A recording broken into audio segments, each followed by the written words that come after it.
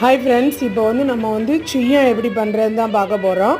அதுக்கு 1 கப்பு ரவையை நல்லா 1 ஹவர் ஊற வச்சு எடுத்து வச்சுருக்கிறேன். 2 கப்பு மைதா அதை இது கூட சேர்த்துக்கிட்டு 1 கப்பு சீனி சுகர் 2 ஏலக்காய் போட்டு பொடி பண்ணி எடுத்துக்கிறேன்.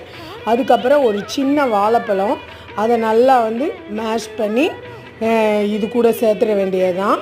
அப்புறமா ஒரு பிஞ்ச் உப்பு, ஒரு பிஞ்ச் சோடாப்பு சேர்த்து நல்லா கலக்கிட்டு, நான் தேங்காய் எண்ணெய் யூஸ் பண்ணியிருக்கிறேன் பொரிக்கிறதுக்கு. அதில் இந்த மாதிரி கொலகொலப்பாக ரொம்ப கெட்டியாக மாவு இருந்ததுன்னா புசு புசுன்னு நமக்கு இருக்காது.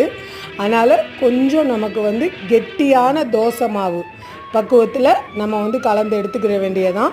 எடுத்துகிட்டு போட்டு எடுக்கிறப்ப சுவையான அருமையான பஞ்சு போல் சுய்யம் ரெடி. என்ஜாய்.